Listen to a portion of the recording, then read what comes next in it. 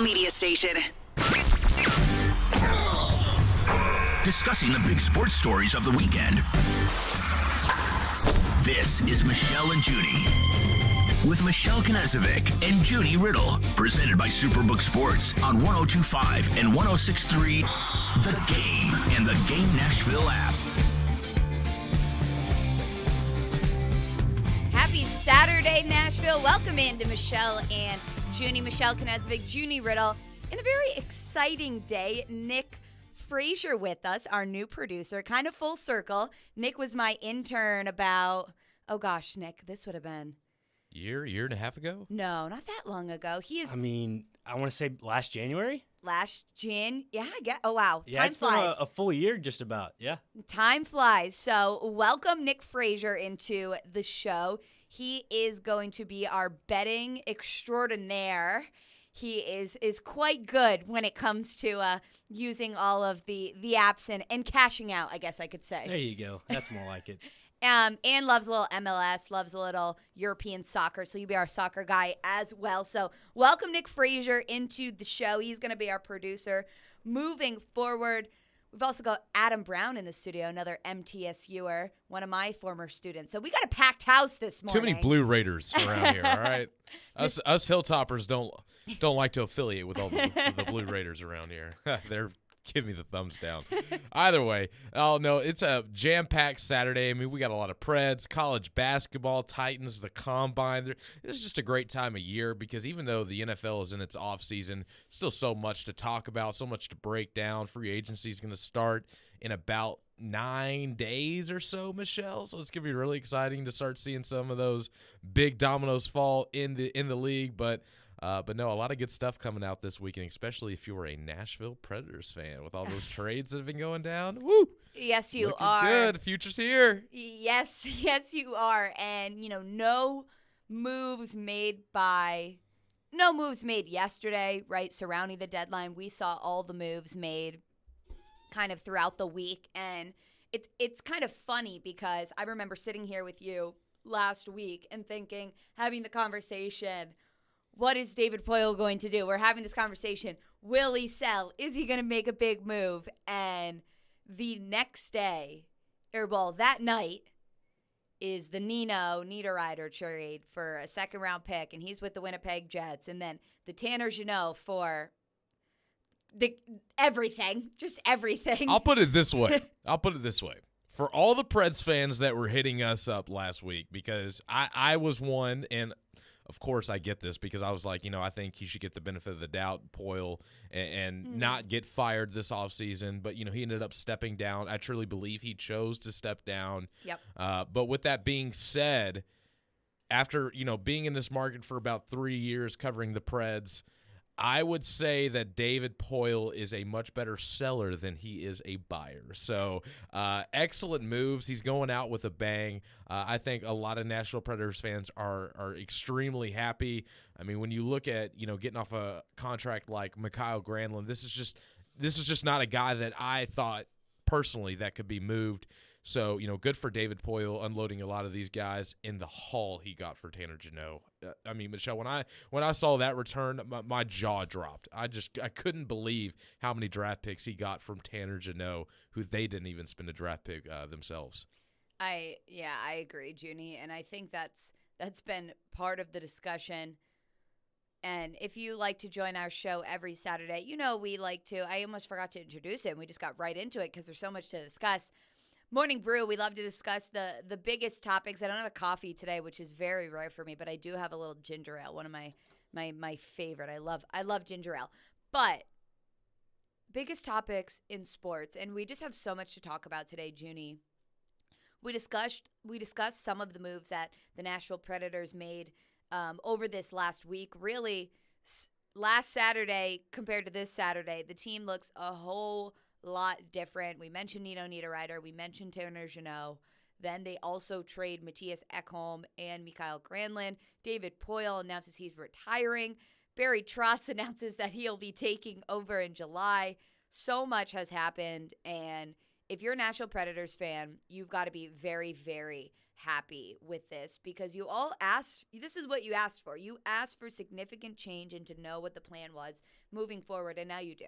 Now you do. It is very, very clear that the Preds sold and now have a lot of draft capital. The draft is going to be here in Nashville. What better way? The last weekend in June. It'll be David Poyle's last acts of the Nashville Predators general manager, and then Barry Trotz takes over on July 1st. And as far as that, I just think that it is such a good way that David Poyle is choosing to walk out and hand his torch over to Barry Trotz, because a lot of times in professional sports we see a firing and then a new GM getting hired, and then it's okay, out with the old, in with the new, and the new GM, makes a lot of firings, and it's just kind of like a turning of the page. But I think the way that the Nashville Predators are doing it and the way that David Poyle is doing it is going to be so important for Barry Trotz, because Barry Trotz, a guy who's been so successful in the NHL as a coach, but has never been a GM, is going to be able to come in. He's probably, they said around Christmas time is when they started talking about him potentially, moving into this role, whether David Poyle wanted to retire or not, and has been able to now learn from David Poyle from probably about January up until July now. He's getting to watch him sell at the deadline. He's getting to watch him draft, free agency, all of that. He's actually going to get to evaluate the coaches, because a lot of times you see a new GM and it's like, okay, new GM, I want my coach. But he's actually going to get to watch John Hines and evaluate him for the next couple of weeks and decide whether, was it his coaching? Was it the players he was dealt? What is it? Do I believe that we can build something here together? So I actually think the way that this is happening, it's unique in sports. It's unique in professional sports because we don't usually see this. But I think it's going to end up being very, very beneficial for Barry Trotz moving forward. I think the Nashville Predators in general have built more or less a family type environment. And I think the best organizations in sports do this, because I see teams all around, whether it's, baseball, football, basketball, hockey, and the organizations that kind of keep their turnover really low and kind of keep the same faces and consistency and Pittsburgh Steelers. Yes. Well, that is one, of course, but some of the best organizations in sports keep the same faces and the same traditions. They have an identity, they have a culture. And especially when you talk about a guy like Barry Trotz, I've been, hearing everybody talking about him because, obviously I wasn't here. I was really young and not following the Nashville Predators when Barry Trotz was the coach. But everything that I've been hearing is that he kind of established the Predator way, and that they've kind of stuck to that culture and style as an organization since then. So kind of Poyle going out on his own terms, handing it over to Barry Trotz, keeping the same staff in place. Everybody knows everybody. They've been there for a long time. I think that that's going to give this Predators team a leg up when it comes to rebuilding and transitioning into a new core group of players that are going to try and make a young run at it up here in the years to come. So it's just super exciting as a fan, because I feel like if you're a true fan, even if you know that your team isn't going to be as good, it's so kind of refreshing to see the page turn and watch your organization kind of rebuild from the bottom up, and to see where it leads. I think that's super exciting, and that's something that ticket holders, season ticket holders especially, can get into as they start to kind of, it's that renewing process going into next season. Junnie, I agree, and we've been able to see some of the young guys step up. Luke Evangelista was called up from Milwaukee, got his first NHL point in Florida 2 nights ago, so very exciting for him. John Leonard scored a goal in Florida the other day, so it's been really exciting. We had Sean Henry on. He said that he can feel the excitement just around some of the players, but it's bittersweet seeing some of the guys like Matthias Ekholm, Mikael Granlund, who've been parts of this franchise for so long, moving on. But it's also exciting to see some of these young guys get opportunities.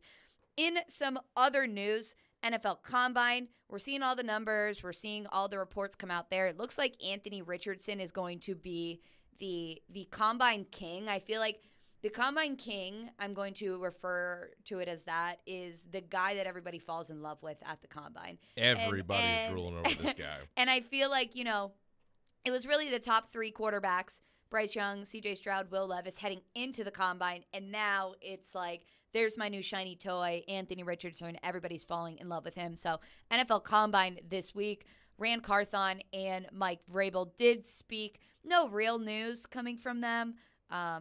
Rand Carthon did have a comment that Ryan Tannehill's under contract. He is a Titan. He will be a Titan. That's a statement that you can get out of later down the line. It doesn't hold them to, well, you said he was going to be on this team. So no real news coming out of there. Tim Kelly also spoke. And then in the college basketball world, some tough news for college basketball fans in the state of Tennessee. We actually had Jerry Stackhouse on with Chase and I yesterday, and he broke the news that Liam Robbins was actually having surgery yesterday, fractured lower leg fracture, especially after we saw the team rally back, a huge win in Rupp Arena.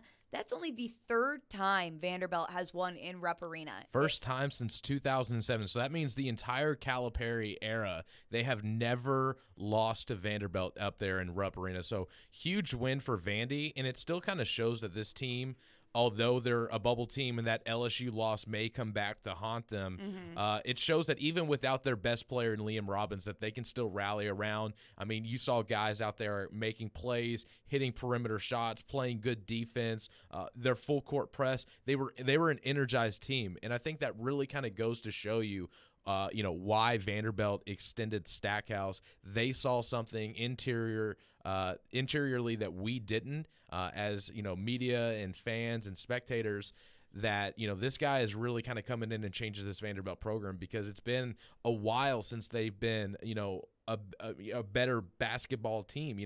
Vanderbilt used to have some good teams in the early 2010s, the 2000s in hoops, but they just haven't been relevant here recently. So the fact that they're kind of been turning it on and getting a lot better as a program under Jerry Stackhouse is really promising around here in college basketball for Nashville. But I actually got some news for you that I don't know if you saw on Twitter, but I'm scared. This is kind of crazy. Okay, so I saw this highlight and I was looking and it was like of a minor league hockey game, and I was like, no way. It was the Milwaukee Admirals, and it was Askarov getting in a fight with, like, I believe it was the Dallas Stars AHL team. The goalies got in a fight, and Askarov started swinging on this guy, and I think Askarov, he did lose. He lost the fight. So that kind of sucks for Predators fans. So, but listen, he's gritty. He's gritty. He's gritty. He's ready to throw some hands. He got some licks in, but I think the guy had, a little bit better leverage, and Askarov ended up being the one on his back. But, I just thought that was kind of funny. I didn't know if you saw that circulating on Twitter. I did not see that, but Preds fans, listen. You want a tough guy? I guess you got a tough guy. I got to go look up that video. Also, really quick in college basketball news, Belmont fell in the first round of the Missouri Valley. Lost by 3 to Indiana State. First year in the conference, tough conference, the Missouri Valley Conference. So Belmont's season will end. Also, Tennessee Volunteers basketball, Zakai Ziegler tore his ACL earlier this week in the Arkansas game. He's going to be out for the season. 2 tough losses between Liam Robbins, between Zakai Ziegler for Tennessee and Vanderbilt. The SEC tournament's coming up here in Nashville starting on Wednesday. And coming up next, we will hear from one of our favorites, Elijah Campbell, the college basketball extraordinaire. If you guys remember Courtside with Campbell and Knezovic, that's kind of how this show actually started. It evolved from that. So we're going to have Elijah Campbell on with us. He still knows everything college basketball. The guy knows everything as far as bubble teams, talking about the SEC tournament. Coming up next, we'll be joined with Elijah Campbell on Michelle and Junnie, 102.5, 106.3 The Game. We are your home for every big pass. Kevin Harvick takes over the race lead. Big wreck. Trouble turn 2. One car is around and hard into the outside wall. And big win. Ricky Stenhouse Jr. has won the Daytona 500. Yeah! Woo!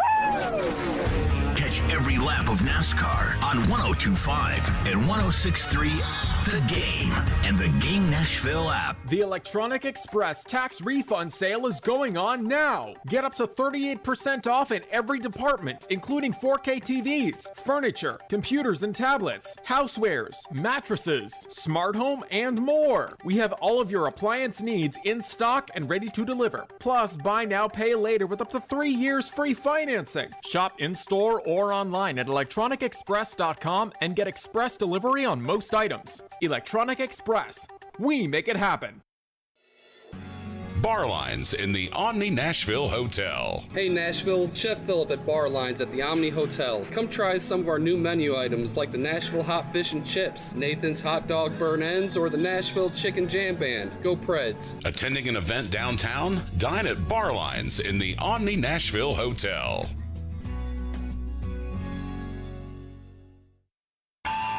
If you missed the latest from Robbie and Rex Road, welcome in Predators General Manager David Poyle. The Tampa Bay offer, in my opinion, in terms of where we are this year and what our future plans are, in terms of setting up our draft and our accumulating assets, we couldn't turn that trade down. So sorry that we lost Tanner, but it's just like need a rider trading for a second pick.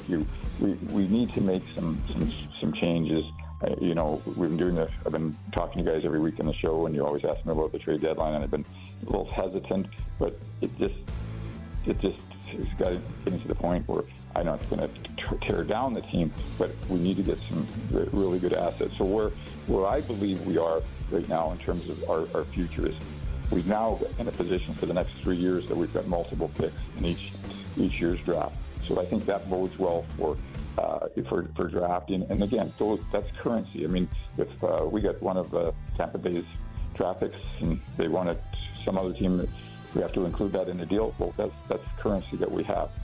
I also think our farm club in Milwaukee, which we've talked about on the show before, we're going to have 4 first-round picks playing down there in Milwaukee. Hopefully, those are all good assets. Hopefully, those are all prospects that can play for our club in the next couple of years. So I really feel that this, as we split hairs here, my reset and maybe your rebuild is going to go faster. I do not want to be a situation where we go from missing the playoffs for the first time in 9 years, if that's what happens this year, to a team that doesn't make the playoffs for a lot of years like some other teams have done.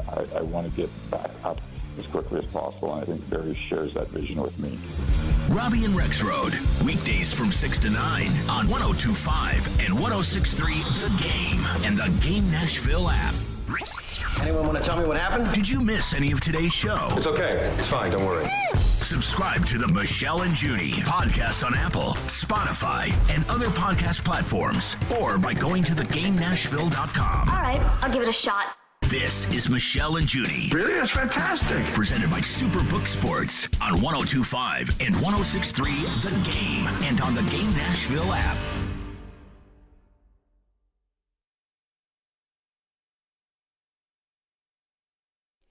Welcome back into Michelle and Junie. Michelle Knezovic, Junie Riddle. We are live from our Hiller Plumbing, Heating, Cooling, and Electrical Studios this morning. We've got Nick Frazier with us, our new producer, and we say hello to the one, the only, Elijah Campbell. Elijah, how are you, man? So good to have you back on these airwaves. I know. I'm doing great. It's nice to be back, getting to talk to you guys again. I know it's been a little bit, but as soon as you texted me yesterday, asked me to come on, I did not hesitate to say yes. So I miss being on the airwaves in Nashville. It's good to be with you guys again. And Elijah, you have been writing for Busting Brackets. You are our college basketball fanatic. So that's where people can find some of your work on Busting Brackets. Tell us a little bit about what you do for them, Elijah. So for Busting Brackets, my first year writing for them this year, and this year I've mainly covered the SEC. I do a lot of game recaps around the country, but I've basically been doing SEC power rankings and doing SEC column writing all season long. I got to dabble in what I love to do as well was the mid-majors. So I have a SoCon tournament preview that is up. Their tournament tipped off last night. For anybody that's interested in some mid-major college basketball, you should definitely dig into that because that should be an interesting tournament as well. But I digress. So mostly SEC stuff for Busting Brackets this year. And being in Columbia, South Carolina, I've been able to be able to attend games, cover games, and be able to be pretty active. So speaking of the SEC, we've got the SEC tournament here in Nashville. Elijah, I will be living at Bridgestone Arena for the next week. But Vanderbilt, a team that, early this year with some non-conference losses, you thought it'd be really, really hard for them to kind of dig themselves out of that hole and find themselves a spot in the tournament in March. But they went on a run in the SEC. They're only one game behind Tennessee and Kentucky. As far as standings in the SEC, they have an opportunity to be a 3 seed heading into the SEC tournament. Do you see any path for this Vanderbilt team making the tournament if it's not winning the SEC tournament? Do you see any way that they could get in if they get a couple more wins in the SEC tournament getting into that's really, really tough. And if you took away, I guess, the first month of the season where they picked up a quad 4 loss and a quad 3 loss at home, then their net ranking would be a little better. They would definitely be in much better shape to be in. Their margin for error would increase a lot. And unfortunately for them, the bottom of the SEC doesn't provide the same, I guess, opportunity the same way the bottom of the Big 12 does. So, like, if you're a team like Texas Tech, that's bottom feeding in the Big 12. You have opportunities to play quad 1 games literally every night that you play. Vanderbilt doesn't necessarily have that because the bottom of the SEC is really bad. Like your LSUs, your South Carolinas, Ole Misses are so bad that beating them effectively does nothing to your resume. And that kind of is what negates a lot of Vanderbilt's big wins, right? Mm-hmm. Because their net ranking is so low, because they have 3 quad 3 and 4 losses, and because their average net win of being ranking of 135 is lower than a lot of other teams that are on the bubble, I think they have to obviously, you win the tournament you're in, obviously. I think the only way they get considered is if they beat Alabama, Tennessee, or maybe even Arkansas, because Arkansas's net ranking is still really high. Yes. Beat one or both of those teams, and then you're probably in consideration. However, if you're beating both of those teams, you're probably winning the tournament, right? Because Exactly. It's going to be that much later on in the bracket. But, yeah, it's going to take a lot just to get considered. I think Lenardi has them on, like, the next 4 out. I probably have them within the first 8 teams missing the tournament, just because there's not a lot of teams in the bubble that have kind of the wins that they have. Mm-hmm. But a lot of them, too, don't have losses to Grambling State. Yeah. Elijah Campbell on with us. So, Elijah, you mentioned the net ranking. We actually had Jerry Stackhouse on with Chase and I yesterday, and we asked him about it. So Vanderbilt's sitting at about 84 right now. And he actually brought up, a UNC who's at 44, I think, about 40 spots ahead of them. And comparing the net ranking, and he flat out said, I think the net stinks because if you're just comparing those two teams, I look at a Vanderbilt, a team that's surging and has a lot of solid wins right now, and I look at a UNC team where their conference schedule, the ACC, is not what it's used to be in college basketball. And I look at a team like that and think, Vanderbilt, I think as far as a resume, has a better resume than them, but the net factors in so many other things. Do you like the net rankings? It's imperfect. We're never going to have, because they're never going to have a perfect, I guess, team metric in college basketball as a one-off. Because the RPI wasn't perfect either. The RPI had a lot of weird darlings every year, too, of like a random Sam Houston State being in the top 15 or something like that. But what I like net as more than like a regular ranking is kind of like a reference as to the quality of teams you beat. And the only reason North Carolina is 44 net is because they have 0 quad 3 and 4 losses. The only reason. Now, if they did what Vanderbilt did, only have 1 quad 1 win, the net will punish you harder for your bad losses than they will for quality of wins. And, of course, with North Carolina, their only quality win being Virginia, but not having any bad losses, that makes you about an average Power 5 college basketball team, right? And 44 sounds like you're about an average Power 5 college basketball team. Vanderbilt being as low as they are is a little puzzling because they are behind some teams like Santa Clara, Cincinnati, Toledo, Marshall, but a lot of that in Southern Miss, who did beat them in Nashville at the beginning of the year. It's the fact of Vanderbilt having those quad 3 and quad 4 losses is such a killer. It weighs down everything else, and that's the one thing I do like about net. Like, for the most part, I like the net rankings because the quadrant system really helps you sort out the whole body of work. And more so than anything, the net does take in the whole body of work because Vanderbilt did have a hellacious November and a really bad beginning of December. And if you just took what Vanderbilt's done in the last 2 months, they are a tournament team. But if you look at the whole body of work, I think that's the only thing I would disagree with Coach Stackhouse with is that North Carolina didn't have those losses. Sure, they have one quadrant win, but also I don't have North Carolina being in the tournament right now. They're not a tournament team with that resume. And if you look at the whole body of work, the early season losses matter as well as they should because those are games that you do play and you schedule them for a reason. We're talking to Elijah Campbell, college hoops contributor for Busting Brackets. Elijah, I'm looking at this Vanderbilt and Tennessee team. Tennessee losing their one true point guard, Sakai Ziegler, and then also Vanderbilt with a huge loss to Liam Robbins, their big man, just a double-double machine. You know, how do you think these two teams can kind of adapt, especially Tennessee, who's going to be in the tournament? Who do you kind of see as the primary ball carrier for that team going forward? Is it going to be Vescovi?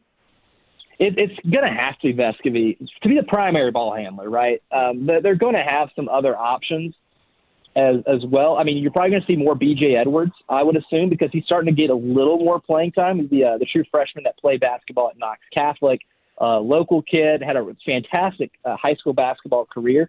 Taking him a little bit to get acclimated to the college game, and as it will, it's so much faster, especially, you know, in the SEC. I think you're going to see more B.J. Edwards off the bench.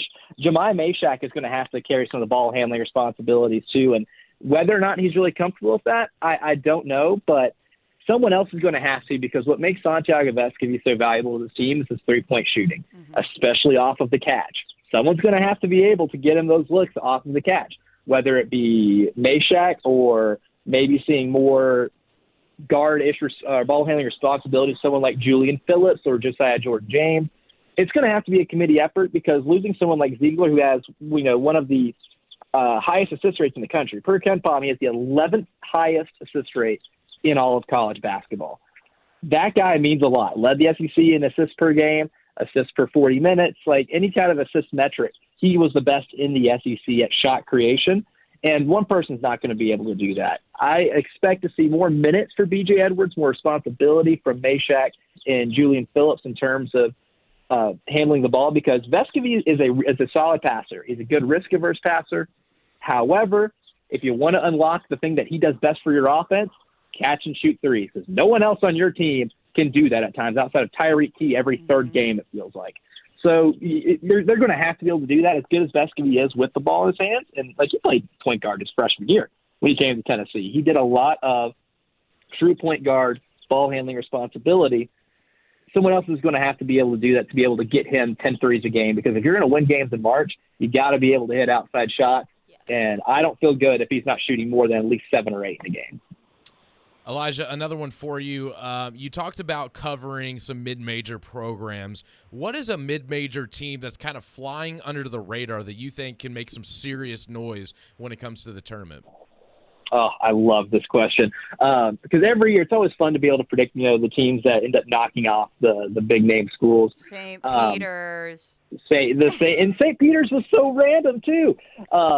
I wouldn't even guess that they would have had a shot against Kentucky going into the tournament last year. But this year, the one that I've kept up with all year long that I have really fallen in love with because their style of play is Furman. Now, Furman won the SoCon regular season championship, but they were behind most of the year in the standings. Samford had a lead in the conference standings most of the year. UNC Greensboro was first at times this year. But Furman is honestly one of the best offenses in college basketball. They shoot a ton of threes. I want to say they are top 3 or 4 in three-point rate in college basketball. They shoot a ton of threes. They're really old. Mike Bothwell and Jalen Slauson are both, 4 fifth-year guys. Slauson was the defensive player of the year in their conference last year. He was the player of the year this year. They run a very modern, NBA kind of offense where Slauson, the center, really facilitates a lot of the action. and they get to the free throw line a ton. They're very analytically inclined, so to speak. I'm putting air quotes around that. But they're really inclined into a lot of modern basketball practices. And my favorite trend in college basketball is the winner of the SoCon tournament every year since 2018. They have either won their first-round game or gave their first-round opponent a scare, and then the coach got a big-time job the following year. Last year, UTC lost to Illinois by 1 point after trailing the entire game, and Lamont Paris got the South Carolina job. The year before that, UNC Greensboro gave Florida State everything they could handle. Wes Miller got the Cincinnati job. The year before that, well, the exception because COVID canceled the season, Steve Forbes at East Tennessee, they won 32 games, and I guarantee you they would have scared the hell out of somebody or beaten somebody in the first round of the tournament. Steve Forbes got the Wake Forest job. Before that was the fun Wofford team. Wofford won the SoCon. They beat Seton Hall in the first round like a drum in the NCAA tournament and gave Kentucky everything they could handle in the second round. Mike Young gets the Virginia Tech job. This year, I think Furman's going to win that conference tournament. I think they're going to either scare somebody or beat somebody, depending on matchup in the first round. And Coach Bob Ritchie is going to get a high-profile Power 5 job. So everybody make sure to put Furman advancing into the second round. Quickly, Elijah, before we let you go, what do you think about my Kentucky Wildcats? I think that's a good question because they're up and down. They are a streaky basketball team, but I think the most important aspect is how Antonio Reeves and C.J. Frederick are health-wise and shooting the ball. Oscar Tshiebwe is a freak of nature. We all know this, but if he is the main part of your offense, you're going to lose. The reason they lost to St. Peter's last year was because they leaned on him to get buckets late. You've got to be able to make shots with your guards because as good as Tshiebwe is rebounding, if you're dumping the ball on him on the post, I don't trust him to be able to score. His best offense is when he's grabbing your misses. If you have Antonio Reeves, you have C.J. Frederick getting clean looks and each of them hitting about 3 or 4 threes in the game, they're probably going to be leading comfortably because even on those missed shots, that's when you're getting key Oscar Tshiebwe. He's better when the offense is still oriented around the perimeter. Defensively, they got to get out of some of the spells that they have where they kind of fall asleep and maybe don't pay attention to as much detail. And Tshiebwe is going to have to play his best ball because every team that has watched them when they get to the tournament is going to watch how he plays pick-and-roll defense. Not the greatest pick-and-roll defender. They're not, as a team, not a great pick-and-roll defense team. They got to be able to work on that. But if they're hitting outside shots and they're able to clean up the glass on the other end of the floor, they can still, I think their ceiling is still about an Elite Eight, Final Four type of team. Woo! Elijah Campbell, that's the best thing you said all day. Elijah, we look forward to talking with you and seeing your coverage on busting brackets as we head into the SEC tournament next week. And then, March and the real tournament is right around the corner, the best time of the year. And we appreciate you so much joining us this morning. Elijah Campbell. Oh, thank you guys very much. I appreciate y'all having me on. Good to talk to y'all again. Hey, good talking to you, Elijah. Have a good one, man. We'll be in touch. Well, coming up next, Junnie and I will recap everything Elijah said, talk about some of the teams we think could make a run in the SEC tournament and the big tournament right around the corner. You're listening to Michelle and Junnie on 102.5, 106.3 The Game. All the big plays. Ball right to score. Yoshi sets up Matt Duchesne. All the big stories. For the Predators, are you holding on to what you got or are you selling some guys off? All in one place. We are Nashville's best sports talk. 102.5 and 106.3. Green flag is in the air. It may not happen that way every game. His shot stopped. Play better, gotta coach better. TD Tigers. The Game and the Game Nashville app. Hey, what's up, everybody? Teron Davenport here from Superbook Sports. Make 2023 the year you beat Vegas. Superbook Sports gives you the chance every week to go head-to-head with the best odds makers in Las Vegas. No fancy computer algorithms, no guys across the pond setting lines for American sports. Just the best team of odds makers in the business behind the counter at the Superbook in Las Vegas. Plus, Superbook features some of the best odds boosts and promo bets anywhere. So download the Superbook Sports app or visit superbook.com and start your battle against Vegas right now. Visit superbook.com for terms and conditions. Gambling problem? Call 1-800-889-9789.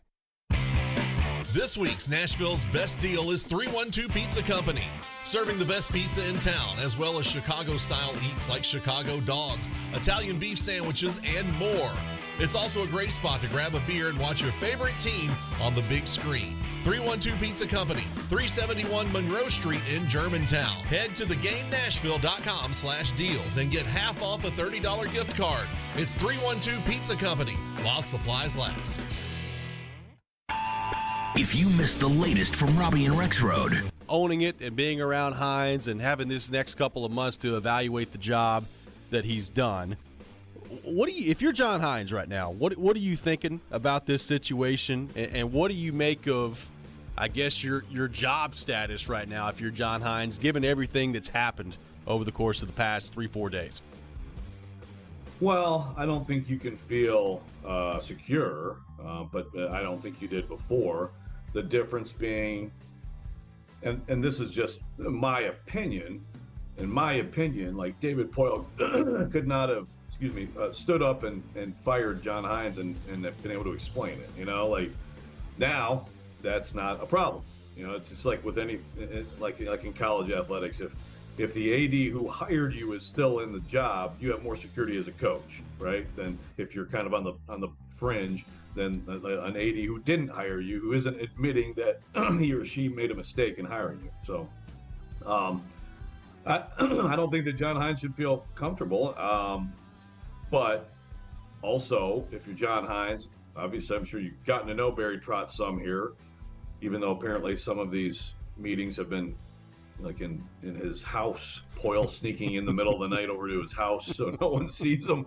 But if you're Hines, certainly, I mean, listen to that quote from Barry Trotz. You got to feel like he's going to give you a fair shake and truly evaluate you. And he's a coach, so he respects the profession and he knows what you're doing. Look, I know that people that I trust around this team respect John Hines as a coach, like respect what he does on a daily basis.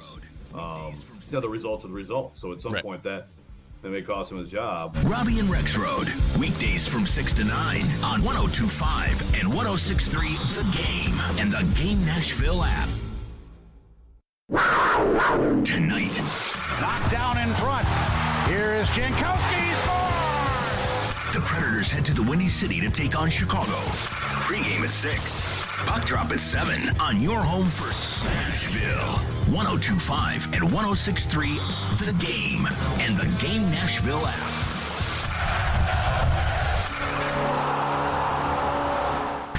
This is Michelle and Junnie. Well, thank you so much. Presented by Superbook Sports on 102.5 and 106.3 The Game and on the Game Nashville app.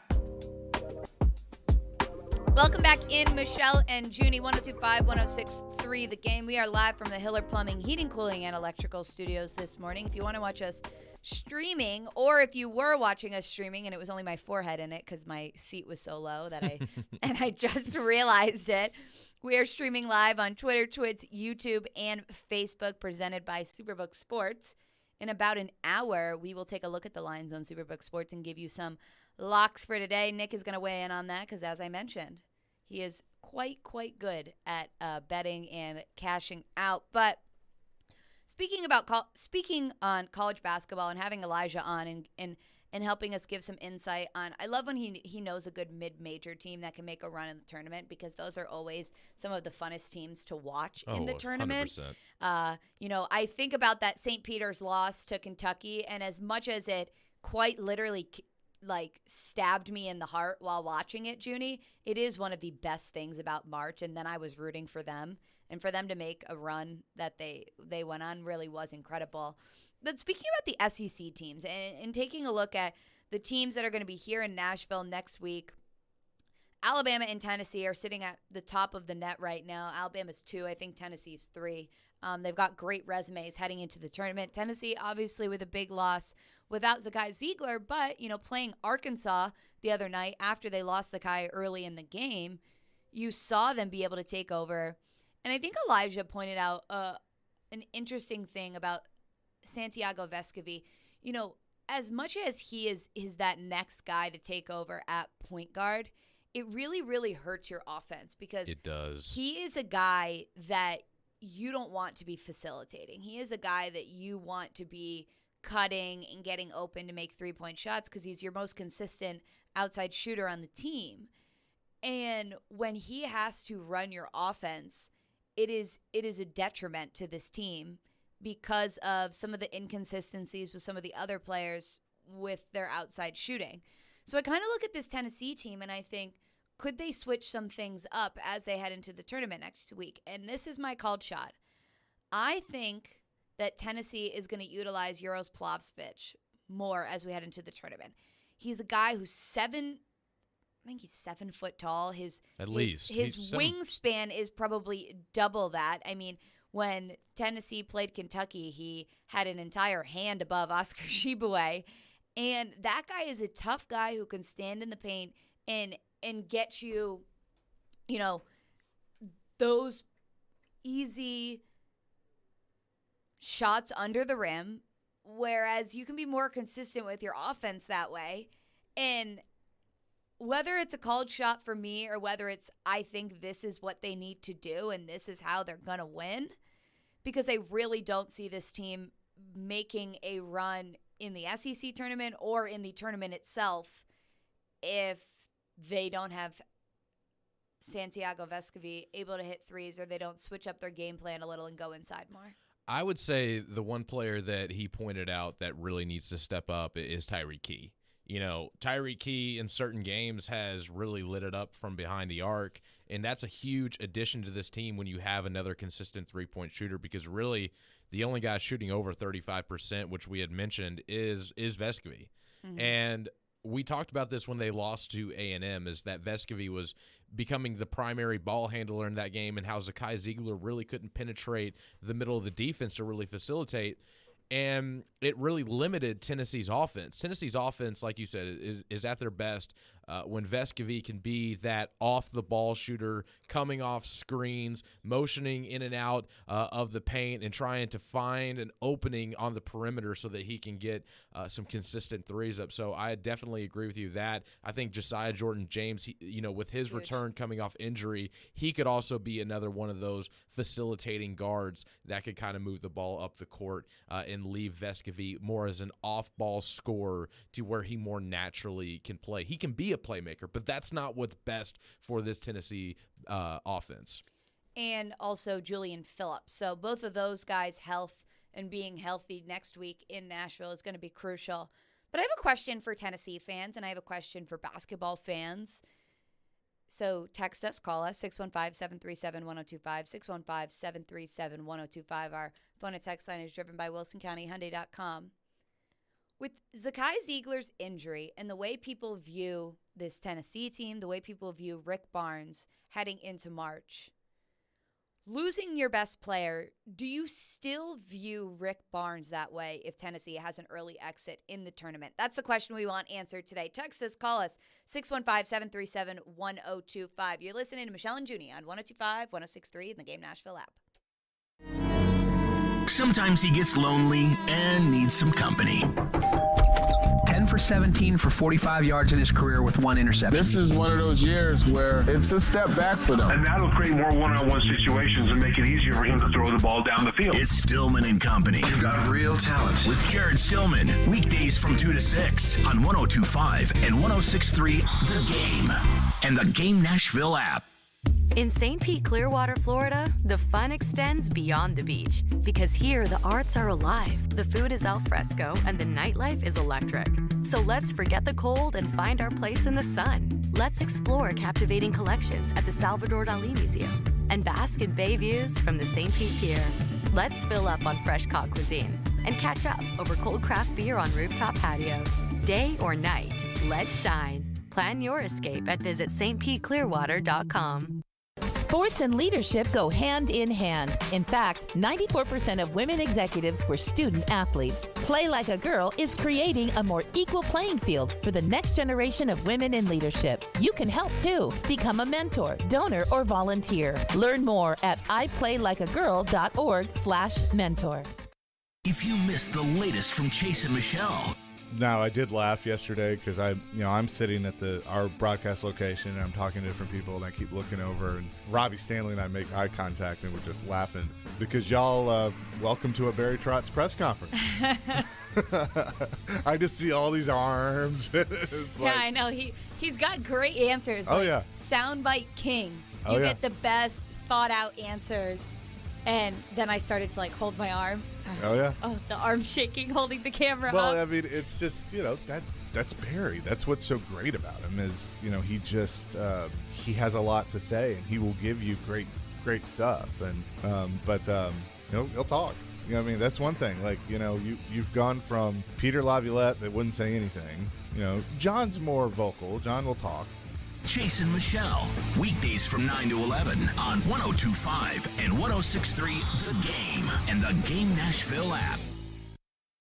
All of us at Cromwell Media, who owns this radio station, are recognizing two special teammates this month. Andrea Kamer is celebrating her 16th year as our corporate business manager. It's no secret, Andrea is the glue that holds everything together around here. And we're saluting Caroline Fenton, one of our stellar co-hosts of the midday show on 102.5, 106.3 The Game, as she wraps up her second year with us. Andrea and Caroline, you are what makes this a special place to work. Want to join our team? Send us a note at together@cromwellmedia.com.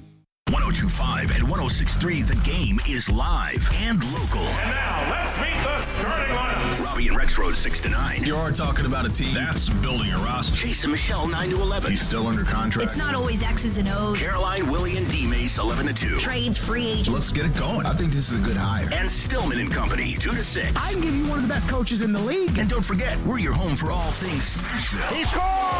Nashville's best sports talk. 102.5 and 106.3 The Game. This is Michelle and Junie. Really? That's fantastic. Presented by Superbook Sports on 102.5 and 106.3 The Game and on the Game Nashville app. Michelle and Junie, 102.5, 106.3 The Game. I'm Michelle Knezovic. Junie Riddle, our new producer. Nick Frazier running the ones and twos today. Talking a little college basketball and talking specifically about the teams here in Tennessee and Rick Barnes. The storyline surrounding him when it gets to this time of year by Tennessee fans is, I don't care how good our team is because March is when you figure out how good your team is. I don't care if we were, ranked all year in the top 10 all year. But this year's a little different, Junie, because you lose your star point guard. But still, this Tennessee team has been known for the depth that they have on this roster. But losing your point guard is tough, especially because one true point guard. Zakai Ziegler they got is guards. Yeah. No, sorry. But Zakai Ziegler is their point guard, and we've seen earlier this year on what happens to this team when Zakai might have been in foul trouble or Rick Barnes took him out a little bit and the offense wasn't able to click. Although I will say, when Zakai went out really early in that Arkansas game the other night, I know it was in Thompson Bowling, I thought the team played great, and Arkansas is a true tournament team. Arkansas has a great resume, and they're sitting very high in the net right now. So I look at this team, and they have the talent to, win a couple games in the tournament, but the tournament is the tournament because it is laid out where it's not easy to win a couple games in the tournament. And I mentioned we have Adam Brown in the studio today, a huge Tennessee Volunteers fan, and I asked him the question, and we're asking you all the question as well. Text us, call us 615-737-1025, 615-737-1025. With Tennessee losing their best player, but still having the talent on their team to, make a little run in the SEC tournament or make a run in the tournament, but without having your point guard, that changes a lot of things. Do you still give that a knock on Rick Barnes if he isn't able to get this team? I personally don't. I don't either. I don't. But I think because of his reputation and what's happened in years past. People will. But, listen, you can go down that path. I see it this way. This Tennessee team has an identity. It's built a certain way. and the way that it's built, it's not a very good scoring basketball team. I mean, you see a lot of times when Tennessee really gets rolling, Zakai Ziegler is a big part of that because, I mean, he's running and really kind of leading and assorting this offense in the transition, whether it's making a pass, his speed down the court. I mean, there's no other true ball-handling guard on this team that has his speed, his passing ability, in the way that he can facilitate this offense, and that's why this team slows down when he gets in foul trouble. Mm-hmm. And on top of that, he's a very speedy, very aggressive, and he's a very efficient defensive guard, unless he gets a little bit handsy, which he can get from time to time. But that's what makes him so great. Exactly. And I see that as like a deal breaker for, and again, I know they played well against Arkansas, but when you're a Tennessee team and you lose a guy like this, and part of your bread and butter is kind of running in transition and getting easy buckets and really kind of a volume shooting team, it's going to be hard if they get matched up against a team that gets really hot shooting against them, and how they're going to keep up without this guy facilitating and running the floor with the weapons and the identity of this basketball team. So taking a look at the SEC as a whole, Junnie, I did an interview with Superbook Sports the other day, and they asked me specifically about the SEC and the teams in this conference and who would make it to the big tournament.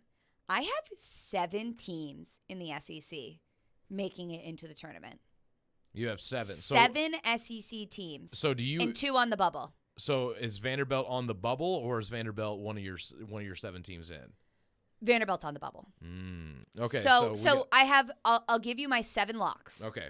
Alabama. Easy. Tennessee, Kentucky, Arkansas, Missouri, Texas A&M. Is that only 6? Yeah, that's 6. Okay, so I have 6 locks, and then on the bubble, Vanderbilt and Auburn. Vanderbilt and Auburn. I see Auburn in the trajectory that they're going. I don't think they're going to make it. I think they're going to be an early exit in the SEC tournament. So they lost one of their best players. Well, he had an injury in the Alabama game that went into overtime. Mm-hmm. If you haven't listened to the Bruce Pearl audio. What about Mississippi State? Did you say Mississippi State? Mississippi State is a team that I'm forgetting. Okay, there we go. So there's okay. 7. So those are my 7 teams that are locks. And then Vanderbilt and Auburn, I'm still giving them a chance to be on the bubble. If Auburn wins against Tennessee today and Auburn has makes a little bit of a run in the SEC tournament, which I don't think they will, but I'm still leaving that door open. Okay, so here's a question that I'll pose to you then. Vanderbilt, what do they have to do to get in? So we talked about this with Elijah earlier in the second segment of the show. How far in the SEC tournament do you think Vanderbilt has to get? Do you think they have to win it in order to get in, or do you think if they were to pull another upset on Tennessee or get avenge that huge loss to Alabama earlier this year and knock them out, do you think that a big win like that and then maybe getting to the semifinals or even the SEC championship that could kind of push them in and put them over the top with some of the key wins that they have on their schedule? So that's a tricky one because I do think there potentially could be a way for Vanderbilt. I think you have to win against Mississippi State tonight at home. That would be a quad 1 win for you. Huge game. It's a huge game here in Memorial. But I think Vanderbilt you also want Tennessee and Kentucky to win because you want the 4 teams to get the double bye in the tournament to be the top 4 seeds will get the double bye in the SEC tournament. So it'll be Alabama, Texas A&M, and then you want Tennessee to win and Kentucky to win. So those are the top 4 teams who will get the double bye. Because if you're Vanderbilt, you need to play more, and you need to be able to get more quad 1 wins. So if you get the double bye, yeah, it's good in the sense of you don't have to play as many games. But let's be realistic. To win the SEC tournament, it's very hard because I mentioned all the teams that we already have as locks for the tournament.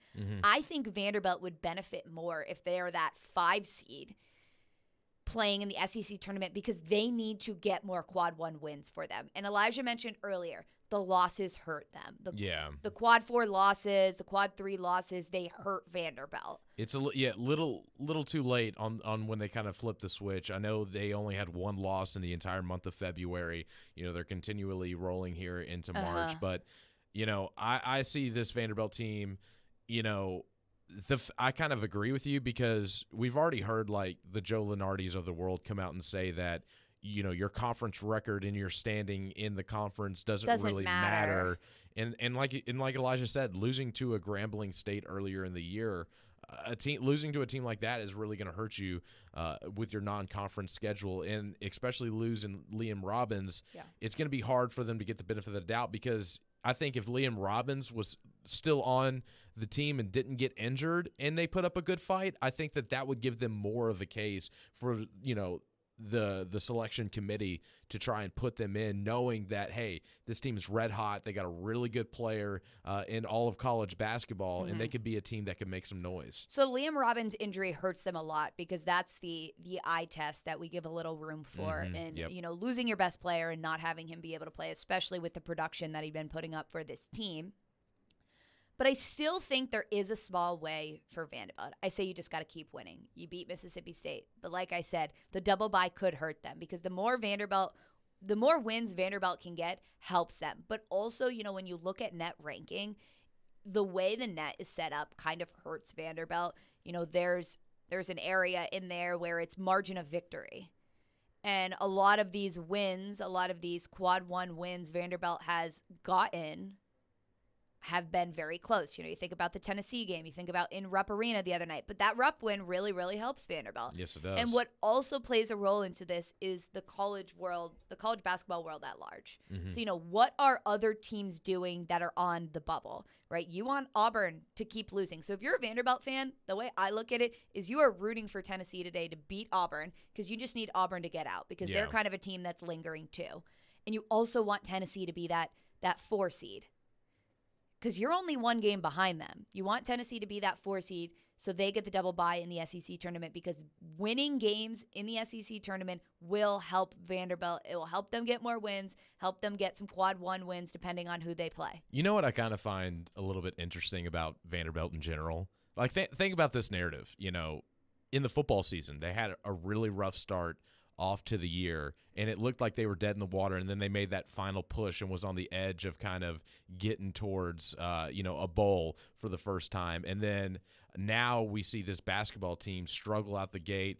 They get their doors blown off by Alabama, and then they go on a run and really start to put it together. And now they're on the cusp of making it to the postseason. So Vanderbilt sports, it's kind of good to see their sports programs here locally. They've been struggling for a bunch of years, kind of getting their footing under them. It's like they're not the worst team in every sport in the SEC outside of baseball. Well, I thought you were going to make a jab at Kentucky because Vanderbilt football beat them. And then they just won. That's why I was looking at you. I was like, I know you were giving me the death stare. I was like, this has nothing to do with Big Blue Nation. This has all to do with the Commodores and how that their sports programs have really kind of come up. And I know for Tennessee fans, it's kind of hard to see, but it's good to see Vanderbilt, a team that's always been doubted in just about every single sport outside of baseball, really kind of uplift their athletic programs. And they're not the bottom of the SEC, which it's just good to see the underdog kind of pull through. It was great to see Vanderbilt basketball do something Tennessee basketball couldn't do this year. Beat Kentucky. I had to. Adam Brown back there has his arms up. Coming up next, we're going to switch gears a little bit. We're going to talk a little NFL Combine. And TD gave us little news on 102.5 The Game earlier this week on if the Tennessee Titans had to pick their favorite quarterback, who would it be in this year's draft class? You're listening to Michelle and Junnie on 102.5, 106.3 The Game, and the Game Nashville app. 185! Every team needs a quarterback. 185! That's why we have Hasselbeck, bootleg, rollout, toss, touchdown. Tim. You can run good plays at the right time. ESPN NFL analyst Tim Hasselbeck gives his expertise on all things NFL. You evaluate players, and then you're turning them over to the coaching staff. Every Tuesday at noon. At the right time. With Caroline, Willie, and D-Mace. Tim on 102.5 and 106.3 The Game and the Game Nashville app. ElectronicExpress.com. We make it happen. Hey, it's Jared. Are you looking to move? If so, do yourself a favor and reach out to my friends at TriStar Moving. You can be assured your move will be stress-free because they've got new utility vans to help with pack jobs to separate your high-value or fragile items from the bulk of your furniture, and their movers are carefully picked and highly trained. No one in the game is doing this. TriStar Moving is raising the standard in the moving industry. When you're ready to move, give them a call. TriStar Moving, 615-640-1219, or online at nationalmoving.org/radio, and tell them Jared Stillman referred you for 10% off. That's TriStar Moving. If you missed the latest from Caroline, Willie, and D-Mace. Okay, again, that was Barry Trotz yesterday, and that's what I take away from this. He mentions by name. What's up, Willie? Welcome in. How are you doing? Good to see you. I'm doing well. Good to see you. We're just breaking down some of the next moves in the Barry Trotz era. One question that I have is, what do you do at head coach? And the next question that we're discussing now is, where does the roster go from here? And Barry Trotz calls out by name Roman Josi, Cody Glass, UC Saros, Askarov, Forsberg. I think that to me, the message is we're moving forward with the young guys and our core players, our leaders, and also the guys with no movement clauses, and Roman Josi and Philip Forsberg. Other than that, I think anybody could be on the chopping block because those were the guys that Barry Trotz said, okay, I'm moving forward with those pieces. Any other movable pieces, any pieces that could be traded off for assets for the future, I think could absolutely be on the table. That's my interpretation of what he had to say. Well, it should be because he blatantly told you. When coaches, single out players, whether it be good or bad, that's a telltale sign of what he's thinking. And Josi, Forsberg, Glass, Saros, Askarov, guys that he see can be building blocks for what he envisioned this team to be. He's naming them. The guys that he haven't named. No, I'm not going to sit here and necessarily say, well, these guys, because he didn't name you, you should be worried. But you know that your production moving forward, will dictate whether you're on this team long term or you're in the long term plans for Barry Trotz. Caroline, Willie, and D-Mace. Weekdays from 11 to 2 on 102.5 and 106.3 The Game and the Game Nashville app. Hey guys, Jeremy here, General Manager at Blend Bar with Davidoff Cigars. We are the go-to spot in Nashville for the best old-fashioned, a nice relaxing cigar, and lots of high-end spirits and wine. Are cigars not your thing? No problem. We have the best ventilation system in the industry that provides a fresh, clean atmosphere for you and your friends. We are here to provide you a trendy, upscale experience in the heart of downtown. Check us out at 508 Church Street. Blend Bar with Davidoff Cigars. Luxury redefined. When that door closed behind me and I was free, the main thing I wanted to do was just re-enter society, get a job, and see my family. It's okay. There's a new state office of re-entry in Tennessee, specifically to help folks like me get jobs. Go to tnworkready.com or visit your local American Job Center. Re-entry is a normal thing, and it's okay. Brought to you by the Tennessee Department of Labor and Workforce Development, the Tennessee Association of Broadcasters, and this station. tnworkready.com. Live from the Hiller Plumbing, Heating, Cooling, and Electrical Studios. WPRT FM Pegram, WPUC HD2 Laverne. Bobby and Rex Road. Chase and Michelle. Caroline, Willie, D-Mace. Stone and Company. Nashville's best sports talk. Crank it up. 102.5 and 106.3. Crank City scores. On both sides of the one big possession. Touchdown, Middle Tennessee. The Game. A Cromwell Media Station. Discussing the big sports stories of the weekend. This is Michelle and Junnie. With Michelle Knezovic and Junnie Riddle. Presented by Superbook Sports on 102.5 and 106.3 The Game and the Game Nashville app. Hour number 2, Michelle and Junnie on 102.5, 106.3 The Game Nashville app. Or you can watch us streaming on Twitch, Twitter, YouTube. Presented by Superbook Sports. We are live from our game studio, our Hiller Plumbing, Heating, Cooling, and Electric game studio. Junnie, some days when words are really, really hard. When we were going to break the last segment, I forgot the numbers of our radio station that I say every single day of my life. And then I was on the phone with my accountant the other day to get my taxes done, and he asked me my phone number. so he could write it down for the records, like my accountant. Oh, and my Lord. I wrote, and I said, 615-737-1025. Literally our radio station phone number. And then he wrote it down, and I was like, wait, I'm so sorry. This is going to sound really weird, but that's not it. What are you going to forget next, your birthday? Yeah, probably. No, I'll never forget that one. That's a very important day. But speaking about another important day, we've got the NFL Combine all week. And we kind of talked about this, touched on it a little bit earlier in the show, Junnie, on how certain players, the Combine can make them seem like the best NFL player that has ever, graced us before they've even taken a snap in the NFL.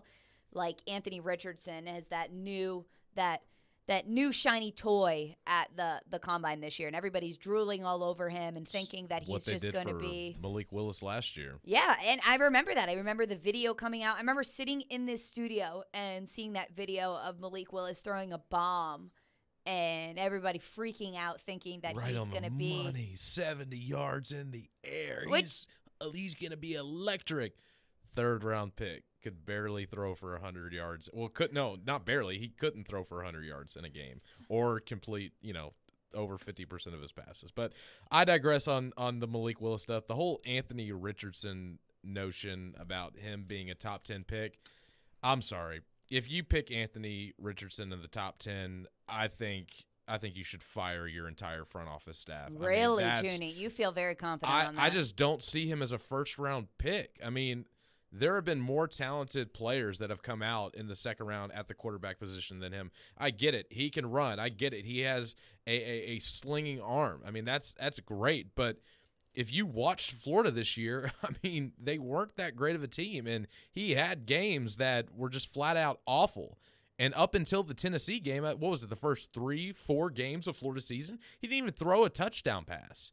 And you're expecting this guy to be a quarterback in the NFL? I mean, I look at a guy like Nolan Smith that just ran a 4.3 at the Combine, and he is going to be an edge rusher, likely in a 3-4 defense. So he's going to be an outside linebacker, but still, you got these extremely long, lengthy, quick, jumping off the ball linebackers that are blitzing you nowadays in the NFL. Like, having size and speed isn't enough anymore to overcompensate. It doesn't matter how great of an athlete is. If you can't put the ball on the money and stare down a blitz and make a throw, then I'm sorry. Like, you're not going to be a top-notch NFL prospect to me. And to me, Anthony Richardson is a project. I think he needs more reps than he does being in a system to be developed as a backup. I think he should have went back to Florida.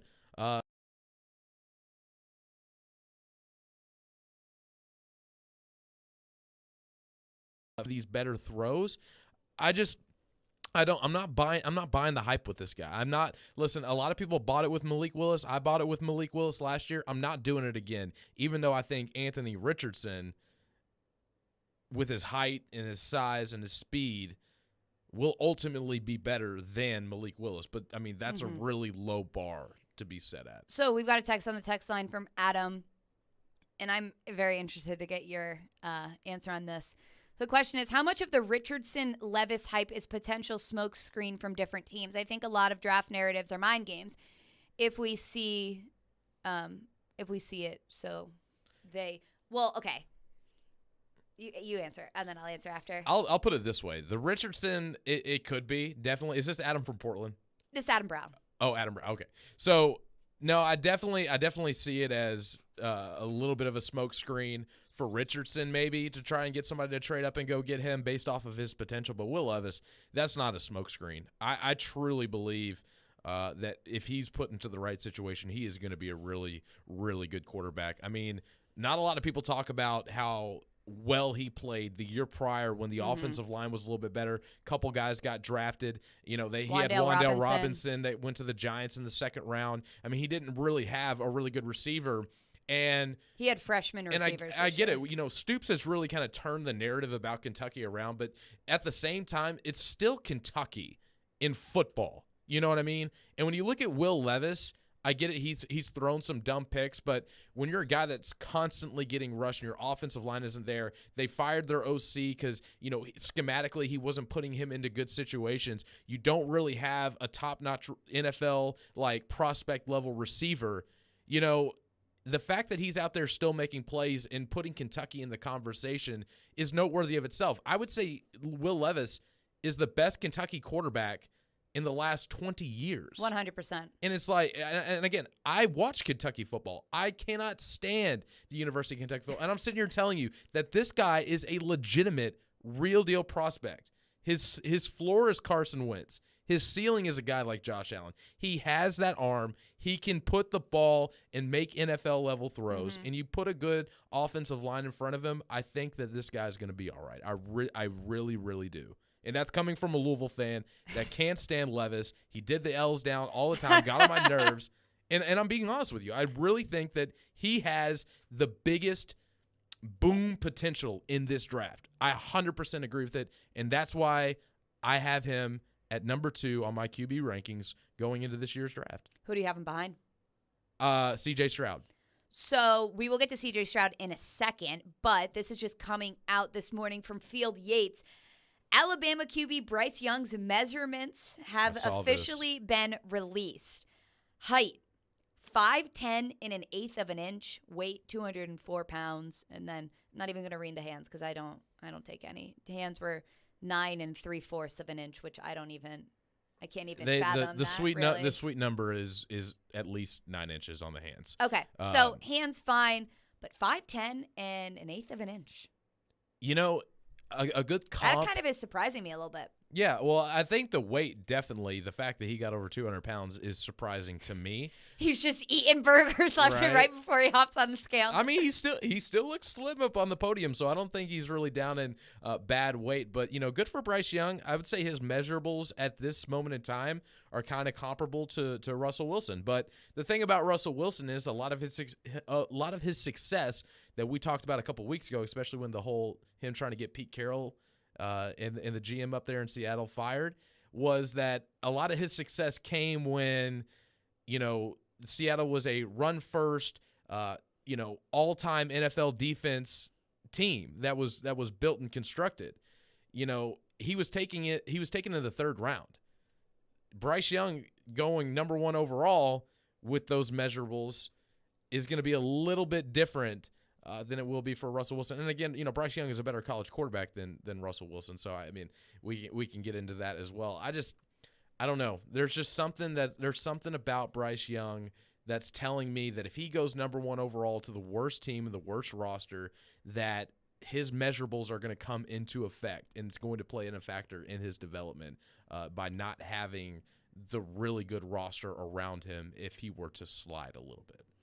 So C.J. Stroud, you have listed as your top quarterback in the draft, and actually Teron Davenport went on with Stillman & Company earlier this week, and he said on the air that is the quarterback that the Tennessee Titans like the most out of this group of players. Why do you think, I feel like the argument for C.J. Stroud is, he was the preseason favorite for the Heisman.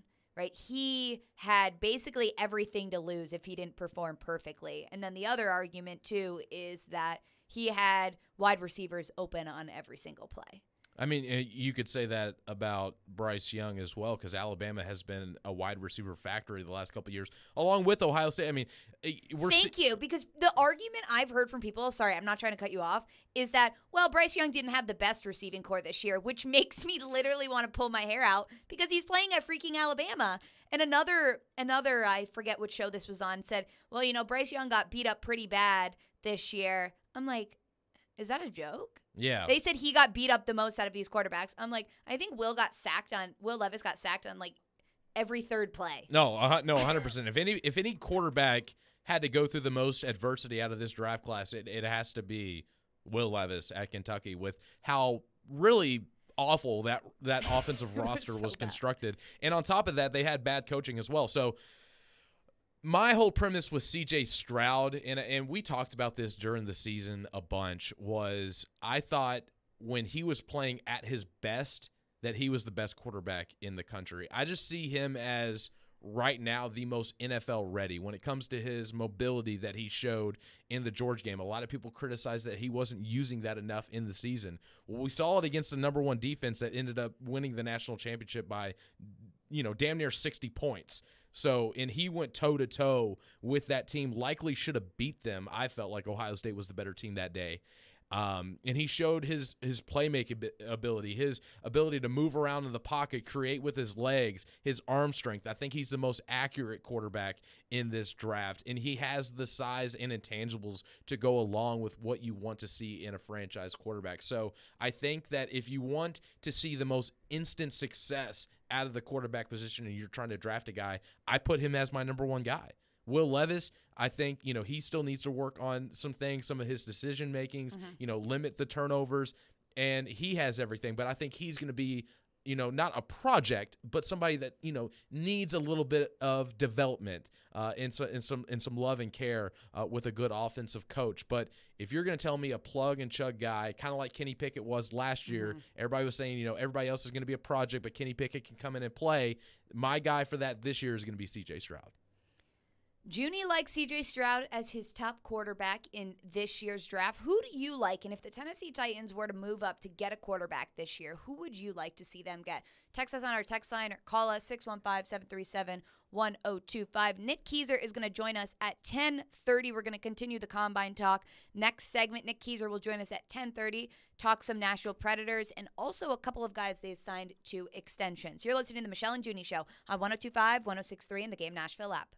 Want the latest on college football and Nashville sports? They can be a fully formed model of what they're going to be offensively moving forward. Join Outkick 360's Chad Withrow every Friday at 5 with Stillman and Company. You don't know what's going to happen with the roster or the team. He'll bring opinions and charisma for a full half hour every week. This is a good lesson about sports and what we think and what actually happens. Chad Withrow on 102.5 and 106.3 The Game and the Game Nashville app. Your chance to get that rare, hard-to-find luxury pre-owned Rolex timepiece is coming next weekend at Genesis Diamonds. Next Thursday, Friday, and Saturday, Genesis is hosting an epic pre-owned luxury Rolex event featuring a stunning new selection of these hard-to-find watches. Hulks, Submariners, Daytonas, Pepsis, Batmans, all the hottest models that people wait years for. These are carefully chosen timepieces in pristine condition. It's time to treat yourself for something great. And listen to this. With the purchase of any luxury pre-owned Rolex at this event, Genesis will give you a beautiful pair of 2-carat lab-grown diamond stud earrings of the highest quality free. That's a $6,000 value. Also for this event, our pre-owned Rolex buyers will be on site offering top dollar for your Rolex. Come see the largest selection of luxury pre-owned Rolex watches in the state and take advantage of our special financing and get a 2-carat lab-grown pair of diamond stud earrings of the highest quality valued at $6,000 absolutely free. Next Thursday, Friday, and Saturday only. And only at Genesis Diamonds, your home for luxury pre-owned Rolexes. While supplies last, see store for details. Vanderbilt fans, your flagship home for the broadcast of football and men's basketball is 93.3 Classic Hits. And for the weekly Commodore Hour featuring head coach Jerry Stackhouse, tune in to 94.9 The Fan on Monday nights at 6 p.m. We try to stay cool by being on social media. I'm with it. I'm hip. Follow us on Twitter at 1025 The Game and on Instagram at 1025 The Game Nashville. Hey! Oh, yeah, and like us on Facebook, too. This is Michelle and Junnie. Well, thank you so much. Presented by Superbook Sports on 102.5 and 106.3 The Game and on the Game Nashville app. Michelle and Junnie, 102.5, 106.3 The Game. Happy Saturday, Nashville. Hope everybody is doing okay after some bad weather yesterday. So hope everybody is okay. I saw some trees down. I'm glad everybody's safe, and we actually didn't have a tornado. So I know it was 3 years ago. Yesterday was the anniversary of the tragic tornado here in Nashville. So always scary when we have, weather like that, but very happy that it wasn't too bad of damage. I remember interning down here when the tornadoes happened, and the company I was interning with, we ended up doing like a big fundraiser and cleanup and handing out supplies and stuff like that. And when I tell you, like, the strip by like Edley's Barbecue and stuff like that in East Nashville was just completely torn to shreds, up and down, gas stations blown, or like it was awful. So really glad. I know the wind was heavy, and I know you probably lost some shingles and stuff like that. I know my neighbor's gutter is hanging half off their house. So, just thankful that there was no tornadoes and everybody around Middle Tennessee stayed safe. Yes, exactly. Speaking of the NFL Combine, speaking of the quarterbacks, we have a couple texts I do want to get to. But first, Teron Davenport was on with Stillman and Company for the TD Power Hour and discussed C.J. Stroud and how the Tennessee Titans view him. I think Tannehill is going to be around. That's kind of the vibe that I've been getting. I think he's going to be back. I do know that C.J. Stroud is a guy that they really like. I'm just not sure if they'll be able to pull the trigger to move up to get him. It's probably going to take, at a minimum, going up to the Arizona pick. And that is a pick that Monty Ossenfort said is open. Like, they're open for business if there's a deal to be had. So that's pretty much what I've heard. Very possible that Bud Dupree is going to be back. It's just they have to weigh that, the contract against the lack of production. But they have a full understanding. The people that I talk to, they, it's clear that there's a difference with him on the field. So it's just a matter of placing a value on that difference that he makes when he's on the field. All right, let's start on the Stroud front. What specifically have you heard about the Titans' interest in C.J. Stroud?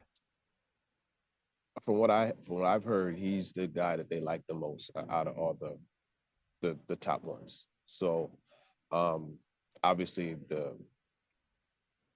with Bryce Young, he could do everything. He has that Patrick Mahomes I'm comparing styles, not greatness, but he has that kind of playmaking ability, to make something out of nothing. But Stroud is the accuracy that I've been told is what they really like. Accuracy, anticipation. Okay. I think that's some news, TD. I think that is kind of a scoop. So that was Teron Davenport on with Jared Stillman earlier this week, saying that the Tennessee Titans, based off of his reporting, view C.J. Stroud as their top quarterback in this year's draft. And he also mentioned that the Arizona Cardinals will be looking to deal their pick. Monty Ossenfort, who formerly was here with the Titans, is now the general manager with the Cardinals. He's come out and said that Kyler Murray is their guy. They just gave him that huge contract. Arizona is the third pick right now. So it's the Bears, the Texans, Cardinals, then the Colts, and then Seattle, Detroit, Raiders, Falcons, Panthers. If you look at that, you've got I'm trying to think of the teams who need quarterbacks. The Texans, the Colts, Seattle, question mark kind of, the Raiders, and maybe Panthers. The Panthers and Falcons, question mark. Yeah, they're both in that conversation too. I agree with TD that if they're going to want to move up to their guy, that the Arizona pick is an opportunity. I think that if you're willing to maybe see if the third guy were to slide, or Stroud were not one of the top two guys, let's say like the Colts and Texans both trade up and they get Bryce Young and Will Levis, they might be able to get him at Seattle. There's been rumors around, Seattle at 5 that the Titans may be able to, trade up and go get their guy. But for me, I think that if they're bringing Tannehill back this year, I don't see them making a move to draft. There's just too many holes on this team. Like, you have to. I mean, Vrabel came out and said that, he was posed the question of, you might have to fill 3 offensive lineman positions, and he halted that question from Jim Wyatt, and he was saying maybe all 5, like potentially all 5. So we're talking about, the receiving core, the offensive line, kind of solidifying some of the holes on defense, especially in the secondary, which they were the worst passing defense in the entire NFL last season. So this team has a lot of holes. So I think it would kind of hurt them a little bit if they were to trade up and go get a quarterback this year. I don't think it'd be the smartest move, but if they did, it would definitely probably have to be that third guy, because I just think that the Colts and Texans are going to trade into or be the first 2 picks in this year's draft, one way or the other. If Houston stays and the Colts trade with the Bears to get up for the number 1 pick, or Houston and the Colts both trade and the Bears get 2 different trade packages for them to move back, which is also a possibility, just depending on, who wants who, like who is honed in on who. So a lot of this could also be smokescreen. Maybe the Titans like Will Levis and they're trying to push out C.J. Stroud so that he gets picked and that Levis could potentially fall to them. You never know with these things. And a lot of people talk about the fact that the Steelers last year seemed like they were glamoring over Malik Willis. And I personally, I bought into it. I was like, okay, they're really showing their cards. The year prior, there was no doubt about it that they were going to use their first-round draft pick on Najee Harris, and everyone in the NFL knew it, and they ended up drafting Harris. And so the following year, when they were trying to find their quarterback of the future, I was like, well, they're really in love with this Malik Willis guy. They're doing what they did last year and showing their cards. And when he was there, I thought they were going to pick him. They picked Kenny Pickett. You were standing right next to me, and you freaked out because you in your head wanted Kenny. I did want Kenny But bad. you were trusting Tomlin, which is fair. Yes. Because Tomlin is one of those guys that you can trust. Look at that organization. But, Junie, I think that's a good point you bring up. And last year, that quarterback draft there were just so many questions, right? Desmond Ridder, Matt Corral, Malik Willis, Kenny Pickett. Then you look at this draft class, which is viewed a lot better than last year. Mm-hmm. And we're already talking about next year's draft class, but you've got, I think, 4 quarterbacks who will go in the first round. I think I can feel confident saying that. You've got 4 quarterbacks who potentially could all be going in the top 10. In Bryce Young, C.J. Stroud, Will Levis, and potentially Anthony Richardson, right? So we're talking about 4 guys who are going to be drafted that have already the pressure on them to be elite. How many of them do you think will be busts? And who do you actually think will be elite? Because, I think of the drafts like a Baker Mayfield and a Mitch Trubisky, and right, we put so much pressure on these guys, and we talk about them in the combine, and we're like, he runs this fast, and this is how far he can throw, and his body and his physique and just everything on. Okay, they have all of these, so that means that they are going to be the next Mahomes or the next Brady or the next Peyton Manning, right? But we truly don't know. But if all 4 of these guys get drafted in the top 10, let's just say for hypothetical reasons, who do you think will be the most successful as a quarterback? It's Michelle. It's that is so hard to say because how I many truly do you think believe will be busts? Well, my thing about this is I truly believe that most of the time when we're talking about quarterbacks and if they're going to be successful is indicative on where they land. And for me, I would rather go in and say whichever one of these teams goes and gets a quarterback that they're going to be more successful. Okay, do it that way. I see whichever QB lands with the Colts will be in a good situation because I see Shane Steichen. He was the offensive coordinator for the Philadelphia Eagles. We saw what he did in kind of helping Jalen Hurts along. So now the Colts have a young, fresh offensive mind in the building with the opportunity to draft and develop their young guy. They have some good pieces on the offensive line. They have a good running back, so I assume that their running game is going to be well. So I think that whoever goes to the Colts is going to be set up really well. If the Raiders decide to go and get a quarterback this year, their offense is stacked. You got Devontae Adams. You got Darren Waller at tight end. They're talking about franchising Josh Jacobs as well. So, I mean, they got a bunch of weapons over there on offense for the Raiders. So if they decide to select somebody, I think that that's a good situation as well. So I just think that DeMeco Ryans, I like the hire in Houston, but he's a defensive-minded coach. Is he going to be really good at developing a young quarterback, or does he have an offensive coordinator that can develop a guy? That is to be determined. So they're also the worst team in the league. They got a lot of draft space, so it's just really, or not a lot. I mean, a lot of cap space. It's just really up in the air with a team like the Houston Texans or the Carolina Panthers. That I think of the Seahawks as also being a good opportunity Yes. for a landing spot, and they're at 4 right now. because they got the pick from Denver with the Russell Wilson trade. So, Junnie, I think you make a good point. A lot of this, is the organization that the specific player is getting dealt to and that they're picking.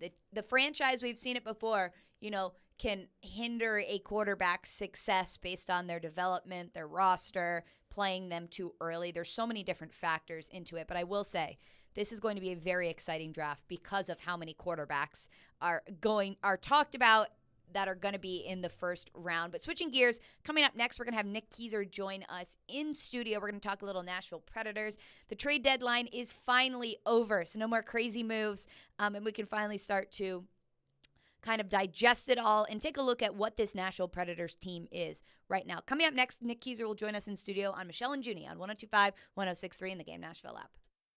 Every day we are live and local. Blown out in one game against a team that's just flat out better than you. And your source for Nashville sports. How many needs are you going to create for yourself this offseason? We are Nashville's best sports talk. 102.5 and 106.3 The Game and the Game Nashville app.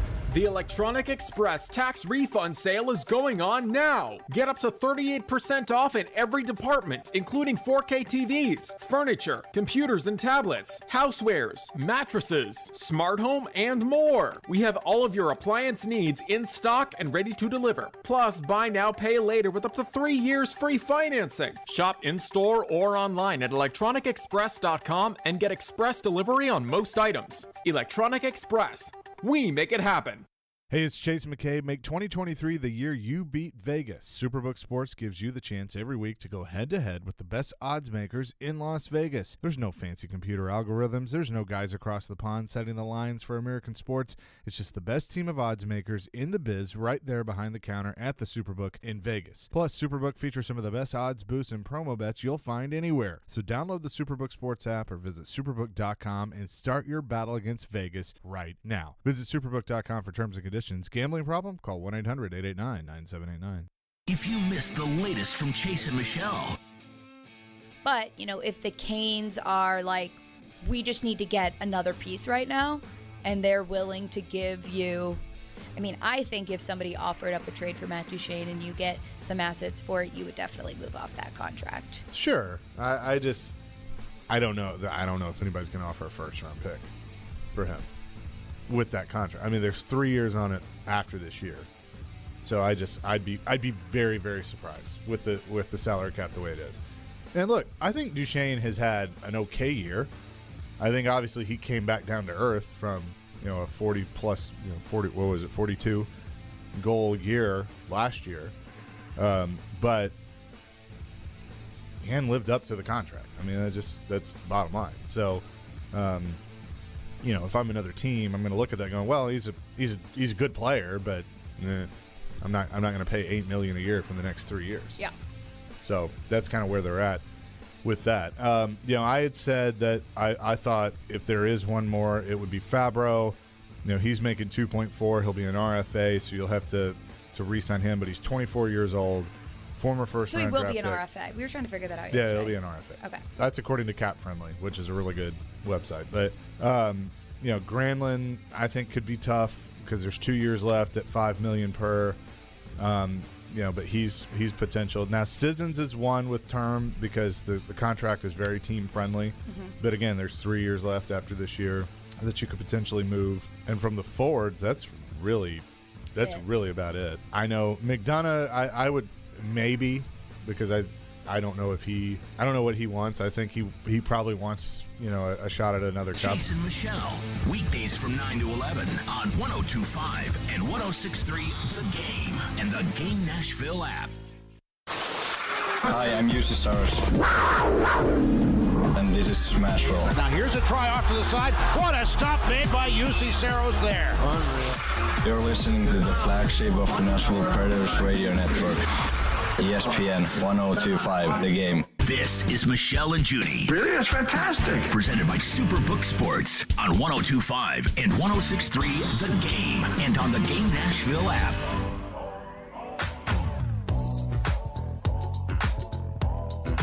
Michelle and Junnie live this Saturday. Happy Saturday, Nashville. 102.5, 106.3 The Game. We are live from the Hiller Plumbing, Heating, Cooling, and Electrical Game Studio. We have got a packed studio this morning.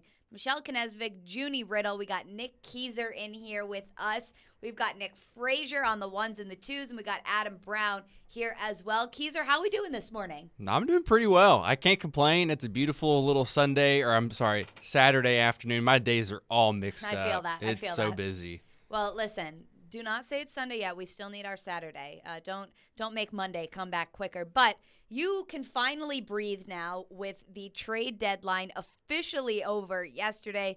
David Poile spoke. The Predators didn't make any trades at the deadline yesterday, but they gave Dante Fabro and Kevin Lankinen both one-year extensions. Were you kind of surprised they gave Dante Fabro the extension after we as, reporters covering the team were pretty high on the fact that we thought they would try to trade him? No, honestly, I'm not surprised by the fact that they extended him. Now, the timing of it, yes, I'm a little more surprised about because he's someone that was avidly being called upon as you're not playing well enough. Yeah. You don't need to be in the lineup very often, and he's proven time and time again why he shouldn't.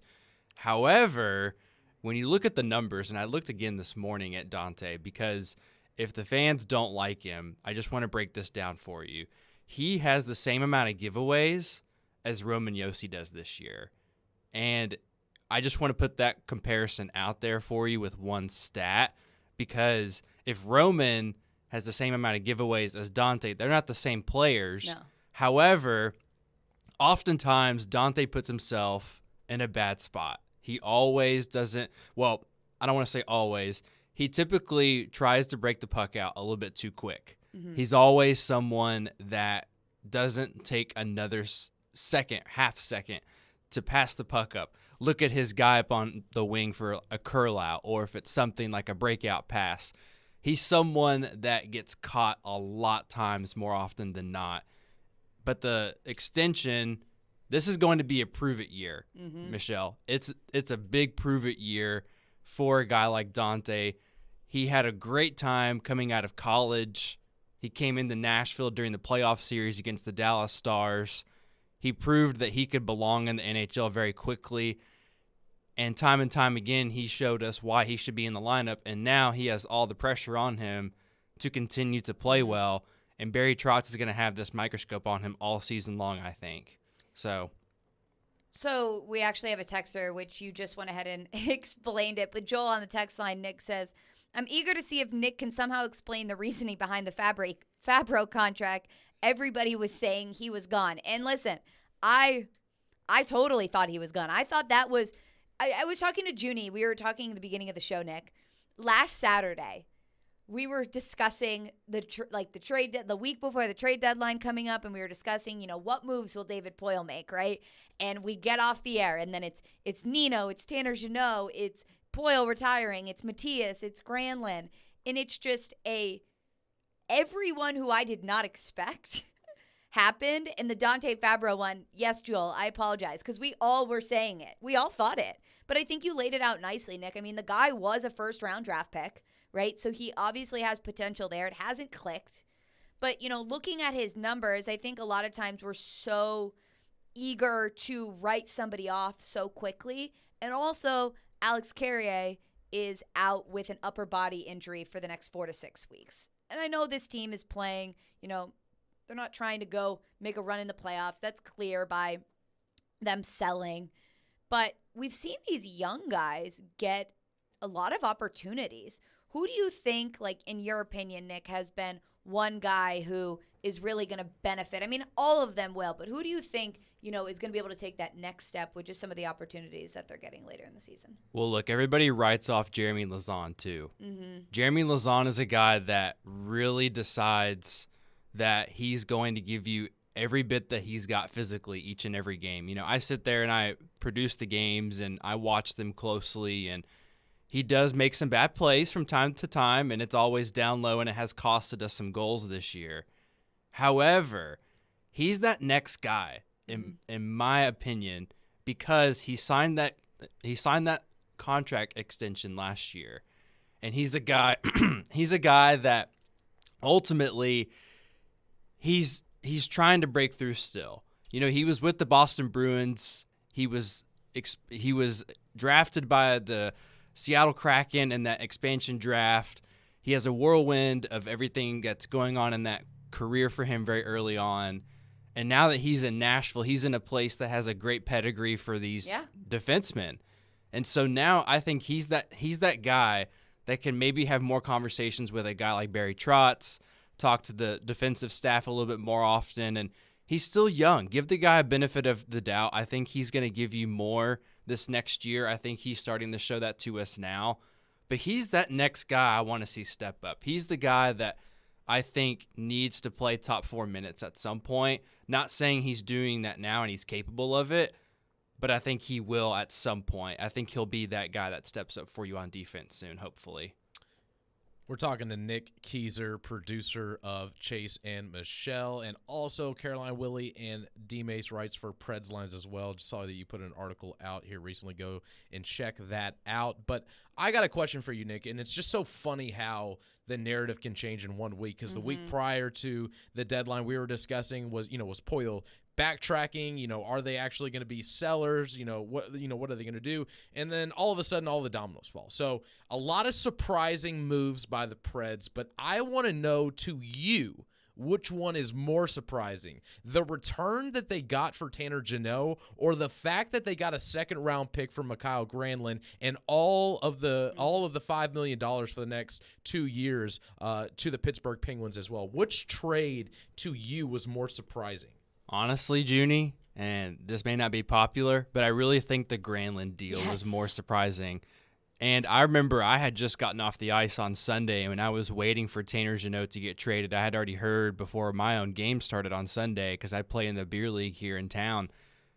I got off the ice and was like, it's only a matter of time before he goes over to Tampa. We didn't know the return yet, but I got off the ice and I saw it, and I was like, wow, 5 picks? Yeah. He's not even proven. Yeah. He's a commodity for the Nashville Predators fans as a physical guy. He has a goal-scoring ability, but he went 40-odd games without doing it. He was close to 100 games. I was telling Frazier all the time doing highlights this year, his streak was continuing, and I think he went close to 90 days without scoring a goal. Yeah. And that's not something that you want to just, always have happen for you as a player. But the fact that we got that many picks for him, it's phenomenal. However, when you can trade a guy like Granlund, who at the end of his contract is going to be about 33 years old and makes $5 million currently, Hextall, what are you doing? Yeah. I don't understand that, because listen, Pittsburghers are calling for this guy, Ron Hextall's head on a stake. They are fed up with him. He came from Philly. They're calling him a Flyers spy. Well, that is the extent onto what Pittsburgh Penguins fans are saying. But, definitely both really good trades. And I want to kind of dive in a little bit deeper to the Kevin Lankinen signing. This guy has wowed everybody. I would think with all the offseason moves, he was the most criticized one as to why they were going in that direction. But he's done nothing but play to a starting goalie standard every single time his number has been called. So with this extension and bringing him back next year when he could easily go somewhere else, do you see this as him and Saros are going to be together, or the fact that they're bringing him back and that they potentially might unload Saros in the offseason? Well, look, when they signed Kevin Lankinen over the summer, he was just coming off of playing for the Chicago Blackhawks. He was their starting goaltender.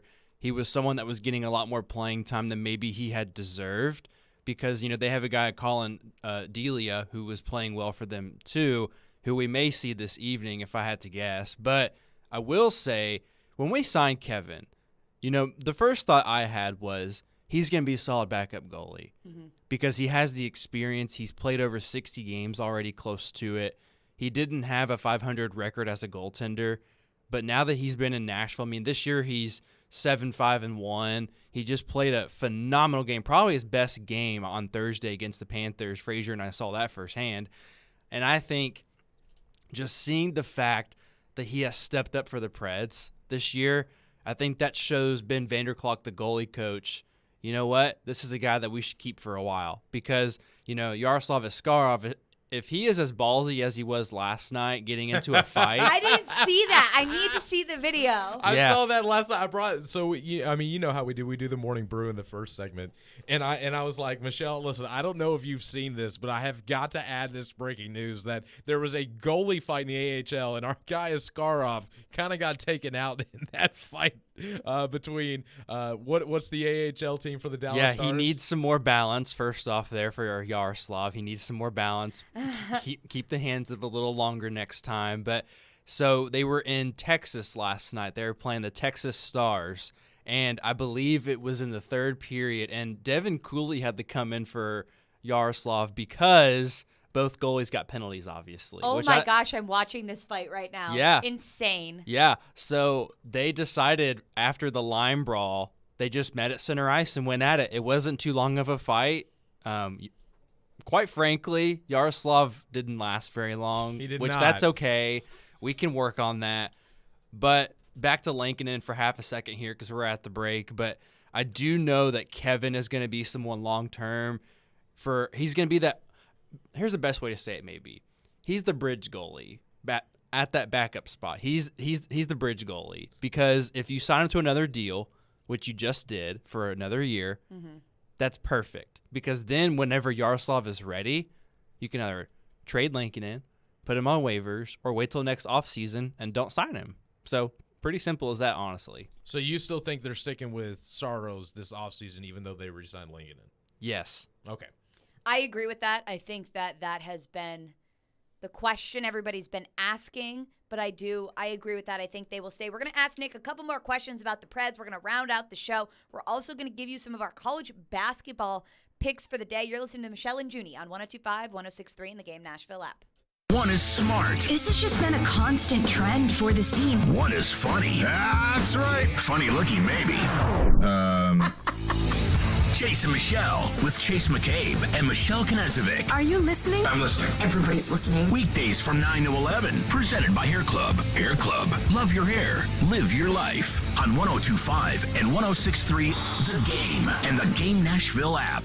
There's never a good time for your furnace to go out, especially in the winter, but it's always a good time to call Lee Company. Our heating and air conditioning pros are available 24/7. No heat? Don't wait. Call Lee Company now at 615-567-1000. Our expert technicians will diagnose the issue and fix it right the first time. When you're cold, you need someone you can count on to bring the heat. Call Lee Company now at 615-567-1000 or visit leecompany.com.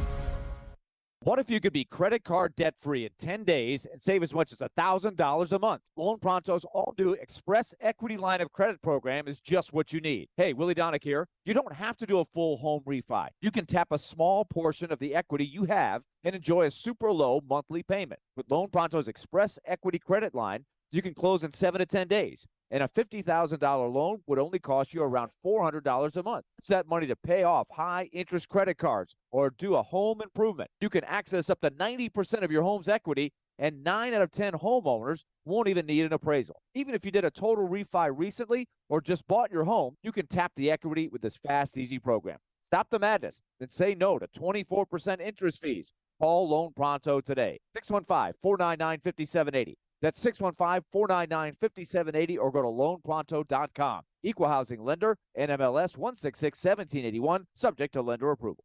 If you missed the latest from Stillman and Company. You guys have been talking about, it's time to bring it back.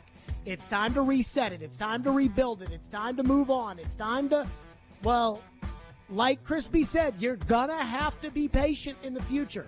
I know there are going to be people that jump off the bandwagon. I know there are people that have already jumped off the bandwagon. But I think if you really love this team, I think you owe it to be patient. And maybe after 3 or 4 years, we'll see, Barry Trotz is not that guy, and they'll move off. But I'm just telling you right now, to Crispy's point, be patient. And I am willing to be patient. Jared Stillman, the most impatient person in the world. You should go to an airport with me. You should go through customs with me.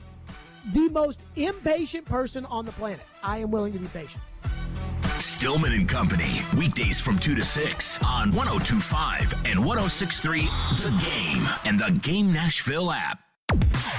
When you want live and local, If they were just better at the offensive line. You can be a contender in the AFC again. they've had more winning seasons than not. 102.5 and 106.3 The Game has you covered. Looking for some national programming? Why do I want to get a running back like that 5 more years? AFC now is so deep at quarterback. Check out 94.9 The Fan.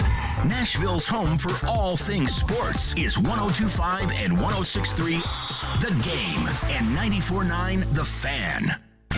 This is Michelle and Junie. Well, thank you so much. Presented by Superbook Sports on 102.5 and 106.3 The Game and on the Game Nashville app.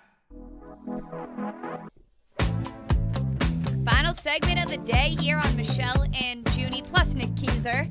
Doing 2 segments with us today. This is like our Young Gun show. I love it. We have a lot of fun here on Saturdays. We got Nick Frazier in producing. Adam Brown is here today. We are live from our Hiller Plumbing, Heating, Cooling, and Electrical Studios. If you want to weigh in with our last segment today, 615-737-1025. We talked about the Nashville Predators and some of the moves that they've made this week, which included trading Nino Niederreiter for a second-round pick to the Winnipeg Jets, Tanner Jeannot to Tampa for 5 picks, 1 asset, then trading Matthias Ekholm, trading Mikael Granlund, and then yesterday, no trades at the deadline, but signing Kevin Lankinen and Dante Fabro to 1-year extensions. Taking a step back and looking at this Nashville Predators team right now, Nick, handing over the torch to Barry Trotz and the way that this organization has decided to do it. Judy and I talked earlier about a lot of times in professional sports, we just see a GM getting fired and then another guy just gets plugged in and he brings over, his scouts and his coach and he wants different players and he wants to change everything. But I think the way that the Nashville Predators are doing this is really, really smart, right? You have Barry Trotz, who's never been a GM in the NHL before. Yes, a very successful coach and knows the league like the back of his hand, but the way that he's been implemented since the conversation started around Christmas time and now being able to watch David Poile and immerse himself in the organization before he actually takes over as GM, I think is going to be so beneficial for him between the trade deadline, between being able to evaluate players and coaches for this next stretch of games and being able to work in free agency with Poile and draft with him and then taking over. I think it's the day after the draft or July 1st. But correct. The draft here in Nashville with all these assets that you have now. Yeah. So I heard this yesterday, and I think it's a perfect analogy. Imagine that you want to set your daughter up for her marriage, and it's the perfect guy. Oh, that's tough to think about. Now, Junie's like, I have a baby. I can't be thinking about that. Oh, so sorry, Junie. But not to put Junie out there for years and years ahead, but I'm just saying that this is the perfect example of setting yourself up for someone that's going to take care of your family long term. And I'm really excited to see what Barry can do. I remember going to Preds games when I was a little boy, and Barry was always someone that you just couldn't miss in terms of his energy. And I remember even yesterday I saw one of our local reporters, he had to take his daughter even to the press conference, and Barry brought her donuts. Aww. And so Barry is someone that is going to go the extra mile. He's a very nice and genuine human being. I'm so excited to see what he does around this city.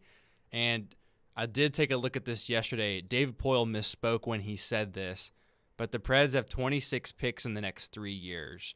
And typically you would have 21 picks between, now and the next 2 years. The fact that they have 26, I mean, he said 28, which they could end up with 28 possibly. They could. He knows something. 26 picks in the next 3 years, 13. And I'll throw this out there too. This is the first time that they've had 13 picks since 2003. Now, Michelle, you may not know this, but the last time that the draft was in Nashville, the Preds had 13 picks. Huh. And they drafted Shea Weber, Ryan Suter, and Alex Solzer, who nobody knows about now. But I will say, pretty good draft. They have done a very good job building up this team. And in that 03 draft, having 13 picks, and I know that about 4 or 5 of those players went on to have successful careers, but the fact that they had that many was awesome. And I did a further look yesterday. There are 2 teams behind the Predators that have 12 picks, the Sharks and the Coyotes.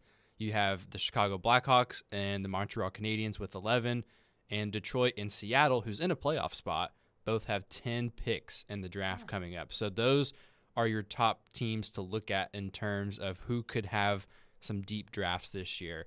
But on the other hand, Poyle, just to keep it really bluntly, he's very satisfied. And Elvis left the building yesterday, as I heard Sean Henry say. So I think we're set up long-term for this franchise. I'm excited to see what they can do. And he feels very confident that this draft is deep. I don't know if he feels it's deeper than the 2003 draft, but time will tell, right? It will. One quick question before we get into break, because we still got to get to our picks before we got to go. What if you can name one player really quickly that is going to be most impacted positively by these trades and getting more opportunities, which player would you name? Ooh, that's a great question. I mean, I already brought up Jeremy on defense, but he's definitely not going to be the most impacted by it. You know, I would say Cody Glass. I was thinking that exact Cody same Glass thing. is going to get some more ice time. He's been playing that first line, Junnie, short term. I think it'll be him, honestly. Good stuff. Okay, quickly before we head out today, guys, we're taking a look at the lines on Superbook Sports. Auburn is a 2-point favorite today at home over Tennessee. I'm going to take Auburn today only because they really have their backs against the wall right now. They're fighting for a tournament spot, and it's at home. Nick, who do you got, Tennessee or Auburn? Give me Tennessee. Junie? I'm going to take Tennessee as well. I just think that Bruce Pearl and the way that he kind of went crazy the other day, I think it's going to put a negative taste in the locker room. Guys, I have to go with Auburn here, just because if you look at their home record, it's 13-2. At the spread, they're 6-9. Tennessee's road record's 3-6. I can't go with the Vols in this case. I have to go with Auburn. And we've got Tennessee, we just did that game really, really quick. Another big game today, which is going to be huge. Lastly, Alabama, Texas A&M, they're the top 2 teams in the SEC right now. A&M is favored by 1.5. They're undefeated in the SEC at home. I'm taking Bama plus the 1.5. I'll take Bama, too. I don't want to, but I'll take Bama. I think everybody's rooting against Bama, but, I mean, they're hands down the best team in the SEC. Give me Bama. Yeah, I'm with Junnie on this one. I think Bama does pull through and win this game outright. And we'll be able to see Alabama and the entire SEC in Bridgestone coming up this Wednesday. Junnie and I will be live from Bridgestone Arena covering the SEC tournament next Saturday, and we will be having the coverage all week long. So excited. Basketball is here. Happy March, Nashville. Have a great rest of your day. Enjoy your Saturday. Michelle and Junnie on 102.5, 106.3 in the Game Nashville app. Every Wednesday at noon. That fits the mentality of what they're going to do. Outkick 360's Jonathan Hutton joins Caroline, Willie, and D-Mace to talk all things Titans and NFL. Much more creative and